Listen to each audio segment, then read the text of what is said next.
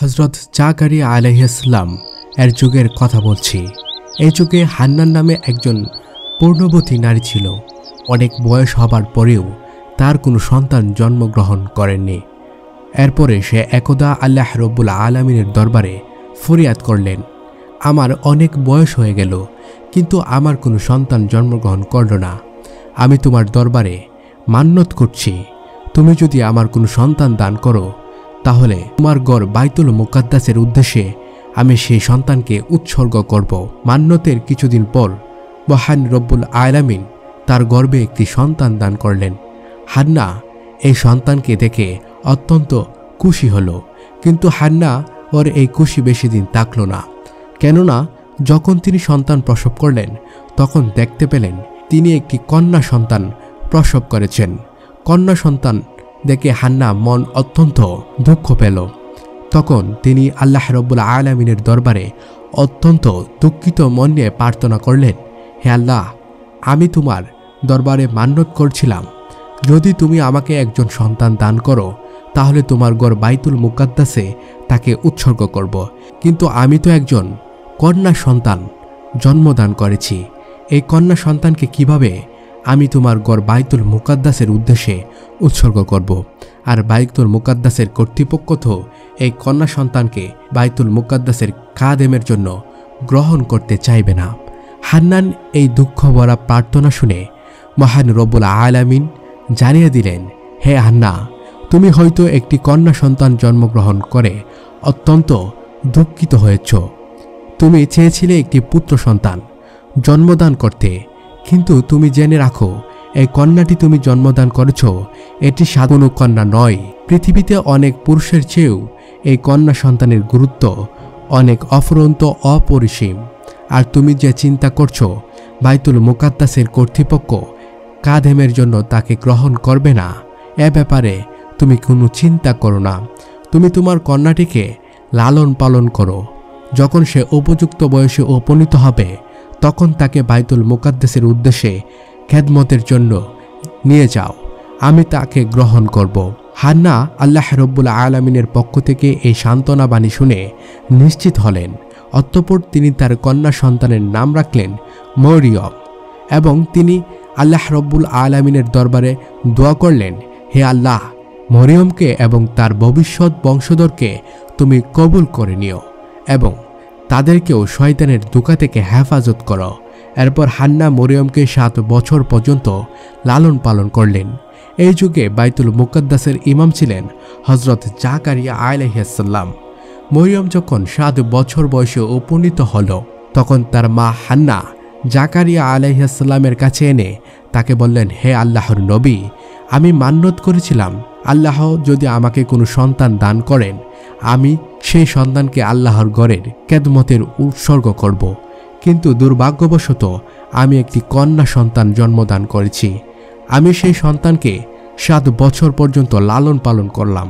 এখন আমি আমার মান্যত পূরণ করার জন্য এই সন্তানকে আপনার হাতে তুলে দিতে এসেছি। আপনি মেহেরবানি করে একে কবুল করুন এবং বাইতুল মুকাদ্দাসের খেদমতের সুযোগ করে দিন। হযরত জাকারিয়া আলাইহিস সালাম হান্নার আবেদনের পরিপ্রেক্ষিতে বাইতুল মুকাদ্দাসের সকল খাদেমকে ডেকে বললেন, আপনারা আপনাদের মধ্যে কে আছে যে এই মেয়েটির লালন পালনের দায়িত্ব গ্রহণ করবেন? বাইতুল মুকাদ্দাসের খাদেমরা মরিয়ম রাদিয়াল্লাহু তাআলা আনহার কপালে এক প্রকার নূরের জ্যোতি দেখতে পেলেন। তাই তারা প্রত্যেকেই তাকে লালন পালনের দায়িত্ব গ্রহণ করার জন্য ব্যাকুল হয়ে উঠলেন। হযরত জাকারিয়া আলাইহিস সালাম তার নিজের মনেও তাকে লালন পালনের একটি সুপ্ত বাসনা ছিল। যেহেতু মরিয়মের খালা ছিল তার স্ত্রী, তিনি বাইতুল মুকাদ্দাসের খাদেমদেরকে যুক্তি দিয়ে বললেন, আপনারা সবাই শুনুন, এই মেয়েটি লালন পালনের সবচেয়ে উপযুক্ত ব্যক্তি আমি, কারণ তার খালা আমার স্ত্রী। কিন্তু বাইতুল মুকাদ্দাসের খাদেমরা হযরত জাকারিয়া আলাইহিস সালামের এই প্রস্তাব নাকচ করে দিয়ে বললেন, হে জাকারিয়া, আমাদের প্রত্যেকের মনে এই মেয়েটিকে লালন পালনের বাসনা রয়েছে, অতএব তার খালা তোমার ঘরে আছে, এই যুক্তি দেখে তাকে তুমি লালন পালনের দায়িত্ব গ্রহণ করতে পারো না। জাকারিয়া আলাইহিস সালাম দেখলেন সকলেই দায়িত্ব গ্রহণ করার আগ্রহ প্রকাশ করছেন। এমন অবস্থায় একটি জটিলতা সৃষ্টি হয়েছে। তাই তিনি বাধ্য হয়ে বাইতুল মুকাদ্দাসের খাদেমদেরকে বললেন, দেখুন, আমরা সকলেই চাইছি এই মেয়েটিকে লালন পালন করব। আমার মনে হয় যদি এই বিষয়টি আল্লাহ রব্বুল আলামিনের কাছে ছেড়ে দেই তাহলে ভালো হবে। তিনি আমাদের মধ্যে ফয়সলা করিয়ে দেবেন কে মরিয়মকে লালন পালন করবে। অতএব আসুন আমরা সবাই একটি লটারির ব্যবস্থা করি। আমরা যে কলম দিয়ে তাওরাত কিতাব লিপিবদ্ধ করে সেগুলিকে একটি পানি ভর্তি গামলার মধ্যে রাখব। যার কলম ডুবে যাবে সে মরিয়মকে লালন পালনের দায়িত্ব গ্রহণ করতে পারবে না, আর যে কলম বেঁচে থাকবে সেই মরিয়মকে লালন পালনের দায়িত্ব গ্রহণ করতে পারবে। বাইতুল মুকাদ্দাসের সকল খাদেমরা হযরত জাকারিয়া আলাইহিস সালামের এই কথায় ঐক্যমত পোষণ করলেন। অতঃপর তাদের সামনে একটি পানি ভর্তি গামলা নিয়ে আসা হলো। এরপর একজন করে সেই গামলায় তাদের কলমগুলি রাখতে লাগলো। সকলের কলমগুলি সেই পানিতে ডুবে যেতে লাগলো। সর্বশেষ হযরত জাকারিয়া আলাইহিস সালাম তার কলম সেই গামলায় রাখলেন। দেখা গেল অলৌকিকভাবে তার কলম সেই গামলার পানির উপরে ভেসে রয়েছে। অতঃপর সকলের সর্বসম্মতিতে সিদ্ধান্তক্রমে জাকারিয়া আলাইহিস সালাম মরিয়ম রাদিয়াল্লাহু তাআলা আনহাকে লালন পালনের দায়িত্ব গ্রহণ করলেন। অতঃপর জাকারিয়া আলাইহিস সালাম বাইতুল মুকাদ্দাসের পাশেই হযরত মরিয়ম রাদিয়াল্লাহু তাআলা আনহার জন্য একটি ঘর নির্মাণ করে দিলেন। তিনি সেই ঘরের সব সময় থাকতেন।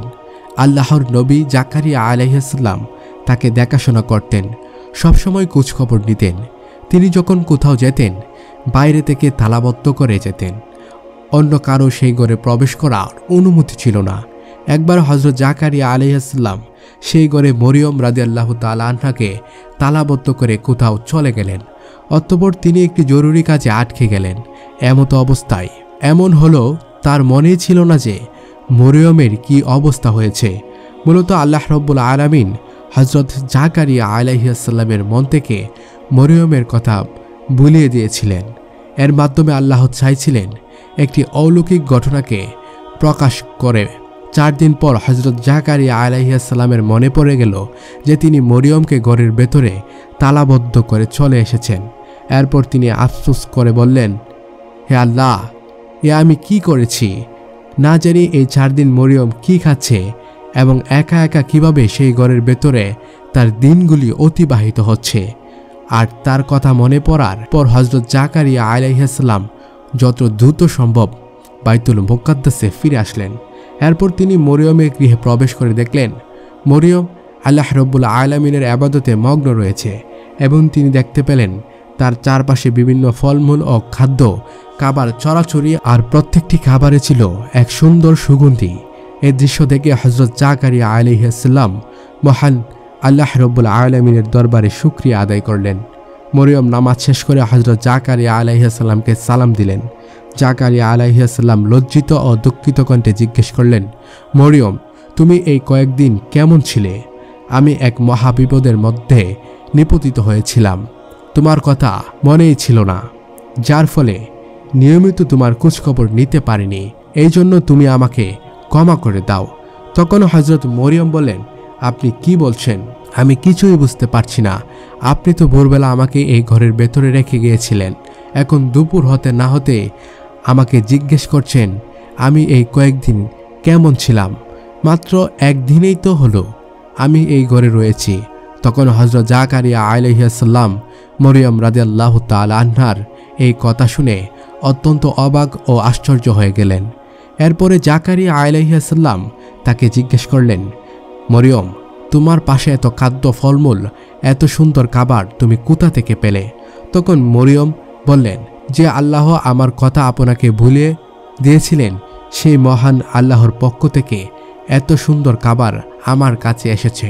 তখন জাকারিয়া আলাইহিস সালাম বললেন, হ্যাঁ মরিয়ম, তোমার প্রতি আল্লাহর অপরন্ত নিয়ামত রয়েছে। তুমি সবসময় আল্লাহর ইবাদত বন্দেগী করে যাও। একদিন আল্লাহ তোমাকে এমন সম্মানিত করবেন যেটি বিশ্ব জগতের জন্য একটি দৃষ্টান্ত হয়ে থাকবে। এভাবে হযরত মরিয়ম রাদিয়াল্লাহু তাআলা আনহা বড় হয়ে উঠলেন এবং একসময় তিনি ঋতুবর্তী হয়ে গেলেন। প্রথম ঋতুর পরে পবিত্র হয়ে গোসল করে সেখান থেকে তিনি যখন নিজ কক্ষে ফিরছিলেন তখন তার সম্মুখে হঠাৎ আবির্ভূত হলো এক উচ্চ এবং উজ্জ্বল চেহারার ব্যক্তি। হযরত মরিয়মের মুখে আবরণ দিয়ে লোকটির পাশ দিয়ে যাচ্ছিল। লোকটিকে তার দিকে অগ্রসর হলেন। তিনি তাকে লক্ষ্য করে বললেন, হে আল্লাহর বান্দা, তুমি আল্লাহকে ভয় করো। আমি তোমাকে চিনি না, জানি না তুমি কেন আমার দিকে অগ্রসর হচ্ছ। আসলে মরিয়ম জানত না সেই লোকটি ছিল হযরত জিবরাইল আলাইহিস সালাম। তিনি মরিয়মকে বললেন, হে মরিয়ম, আল্লাহর পক্ষ থেকে তোমার জন্য একটি সুখবর নিয়ে এসেছি। তখন মরিয়ম জিজ্ঞেস করলেন, আপনি কে এবং কী সুখবর নিয়ে এসেছেন? তখন জিবরাইল আলাইহিস সালাম বললেন, আমি আল্লাহর ফেরেশতা এবং আমি তোমাকে আল্লাহর পক্ষ থেকে একটি পুত্র সন্তান উপহার দিতে চাই। তখন হযরত মরিয়ম বললেন, কিভাবে আমার সন্তান জন্মগ্রহণ করবে? আমি তো বিবাহিত নই এবং আমি জেনাকারীও নই। আজ পর্যন্ত আমাকে কোনো পুরুষ স্পর্শ করেনি। জিবরাইল আলাইহিস সালাম বললেন, হে আল্লাহর বান্দি, তোমার প্রভু বলেছেন এটা তার জন্য অতি সহজ এবং এটা তিনি মানুষের জন্য নিদর্শন ও রহমত হিসাবে প্রতিষ্ঠিত করতে চায়। আর এই কাজের সিদ্ধান্ত আল্লাহ রব্বুল আলামিন অনেক আগে থেকেই নিয়ে রেখেছিলেন। তিনি তোমার গর্ভে কোনো পুরুষ স্পর্শ ছাড়াই একটি পুত্র সন্তান দান করবে। অতঃপর হযরত জিবরাইল আলাইহিস সালাম হযরত মরিয়ম রাদিয়াল্লাহু তাআলা আনহার মুখমণ্ডলের দিকে একটি ফু দিলেন। এরপরই তিনি অদৃশ্য হয়ে গেলেন। মরিয়ম তখন অনুভব করলেন যে শরীরের ওজন দ্বিগুণ বৃদ্ধি পেয়েছে। তারপর পরেই তিনি অত্যন্ত দুশ্চিন্তাগ্রস্ত হয়ে পড়লেন। তিনি আল্লাহর দরবারে সেজদায় পড়ে বলতে লাগলো, হে মহান আল্লাহ, আমার উপরে তুমি এমন কঠিন পরীক্ষা অর্পণ করলেন যা লোক সমাজে প্রকাশ হলে আমি নিন্দনীয় সমাজ ছাড়া হিসাবে গণ্য হব। তবু তোমার প্রেরিত দায়িত্ব পালনে সম্মতি আছে। তবে পৃথিবী আর কোনো মানুষকে এভাবে এই ধরনের কঠিন পরীক্ষার সম্মুখীন করো না। এমন পরীক্ষার সম্মুখীন হলে অনেকেই ঈমান হারা হয়ে পড়বে। হে দয়াময় আল্লাহ, তুমি আমাকে এই ধরনের কঠিন পরীক্ষা থেকে উত্তীর্ণ হবার তৌফিক দান করো এবং আমাকে ধৈর্যশীলদের অন্তর্ভুক্ত করো। আমার সকল বিপদ ও মুশকিল আসান করে দাও।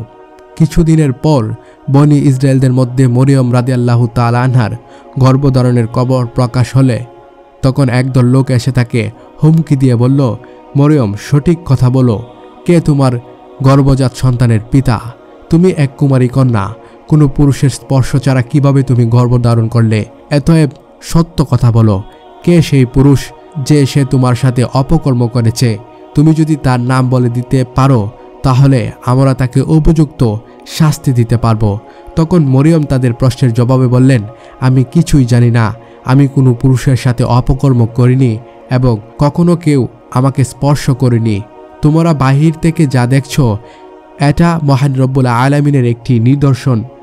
তিনি আমাকে এই সন্তানটি কোনো পুরুষের স্পর্শ ছাড়াই আমাকে দান করেছেন এবং তিনি আমাকে সংবাদ দিয়েছেন আমার গর্ভজাত সন্তান এই যুগের একজন নবী হবেন। এর বাইরে আর কোনো কিছুই জানা নেই। এর মধ্যে একজন যুবক বলে উঠল, দিবারাত্রি মসজিদে আবাদতের নামে কক্ষ বন্ধ করে অন্য পুরুষের সাথে অপকর্ম করছো, এবার তা ফাঁস হয়ে গেছে। এখন নানা বাহানা সেই কথাগুলি গোপন করার চেষ্টা করছো। আসল ঘটনাটি খুলে বলো, কার সাথে তুমি অপকর্ম করছো? তুমি যদি স্বেচ্ছায় না বলো তাহলে আমরা যে কোনো উপায়ে খুঁজে বার করব এবং তোমার মুখ থেকে সেই লোকটির নাম বার করে ছাড়ব। তাদের এইরূপ লাঞ্ছনা এবং অপমানজনক কথা শোনার পরেও হযরত মরিয়ম রাদিয়াল্লাহু তাআলা আনহা একটি কথা বারবার বলতে লাগলো, আমার এই গর্বের সন্তান মহান রব্বুল আলামিনের দান, এছাড়া আমি কিছুই জানি না। অবশেষে বিরক্ত হয়ে সেই লোকগুলি তার কাছ থেকে ফিরে গেল। হযরত মরিয়ম রাদিয়াল্লাহু তাআলা আনহা একজন খালাতো ভাই ছিল, তার নাম ছিল ইউসুফ। সে সব সময় তাকে পাওয়ার আকাঙ্ক্ষা করত এবং তাকে বিয়ে করার স্বপ্ন দেখছিল।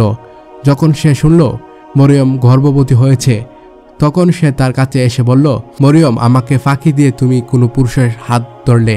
আমি তোমার জন্য কম অপেক্ষা করিনি। আমাকে এমনভাবে সরিয়ে দিয়ে তুমি অন্য মানুষকে কিভাবে আপন করে নিতে পারলে? আমি কি অপরাধ করেছিলাম? আমি তো আর তোমার সাথে কোনো অবৈধ কাজ করতে চাইনি। আমি তো তোমাকে বিয়ে করে গড়ে তুলে নিতাম, তাতে আর তো কোনো কলঙ্ক চড়াতো না। এখন তুমি কলঙ্কিত হিসাবে সমাজে পরিচিত লাভ করছো। অবৈধভাবে গর্ভধারণ করে সমাজে নিন্দনীয় হলে তার চেয়ে যদি তুমি আমাকে বিবাহ করতে সেটা কি তোমার জন্য মন্দ হতো? হযরত মরিয়ম ইউসুফের এই কথা শুনে বলল, ভাই ইউসুফ, তুমি বিশ্বাস করো, আমি আল্লাহর কসম খেয়ে বলছি, আমি কোনো পুরুষের সাথে অপকর্ম করিনি এবং আমি জেনাকারী নই। এই সন্তান মহান রব্বুল আলামিন জিব্রাইলের মাধ্যমে আমাকে দান করেছেন এবং তিনি আমাকে সুসংবাদ দিয়েছেন আমার গর্ভজাত সন্তান একজন নবী হবে। তখন ইউসুফ বলল, তুমি এখনও আমাকে বোকা বানানোর চেষ্টা করছো? পৃথিবীর ইতিহাসে কোনো নারী পুরুষের স্পর্শ ছাড়াই গর্ভধারণ করছে এমন কোনো প্রমাণ কি আছে? তুমি আমাকে অযথাই ধোঁকা দেওয়ার চেষ্টা করছো, তবে এতে তোমার ভবিষ্যৎ মঙ্গলজনক হবে না। একদিন তোমার সাথে অপকর্ম করা সেই পুরুষের নাম প্রকাশ হয়ে যাবে, আর তখন তুমি যতই ছলনা করো না কেন সমাজের মানুষ তখন এর জন্য তোমাকে শাস্তি দেবে। হযরত মরিয়ম রাদিয়াল্লাহু তাআলা আনহা তার প্রশ্নের জবাবেও বললেন, তুমি পিতা ছাড়া কোন সন্তানের জন্মগ্রহণ এর কথা এর আগে কখনোই শুনিনি, কিন্তু পিতা মাতা ব্যতীত হযরত আদম ও হাওয়া আলাইহিস সালামকে কিভাবে সৃষ্টি করেছেন সে কথা কি তুমি ভুলে গেলে? সেটা কি তোমার মনে নেই?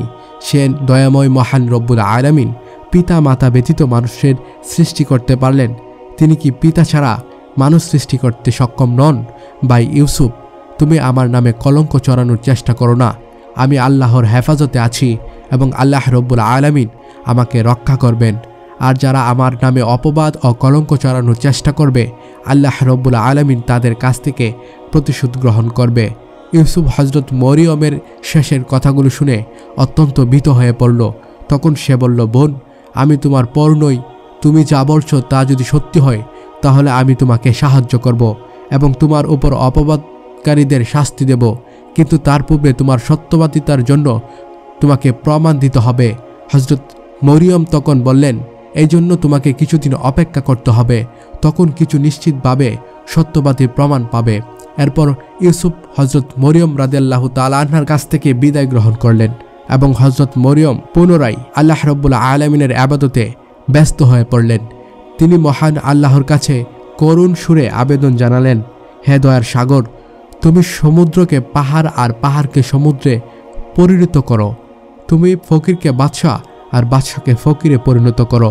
অতএব আমার এই দুর্দিনে আমার উপর অপমানকারীদের তুমি বুঝ দান করো। আমি এই অপবাদের তীব্র আঘাত আর সহ্য করতে পারছি না। অতএব হযরত জিবরাইল আলাইহিস সালাম মরিয়মের কাছে এসে বললেন, হ্যাঁ মরিয়ম, তুমি নিরাশ হও না, তোমার প্রতি আল্লাহর রহমত রয়েছে।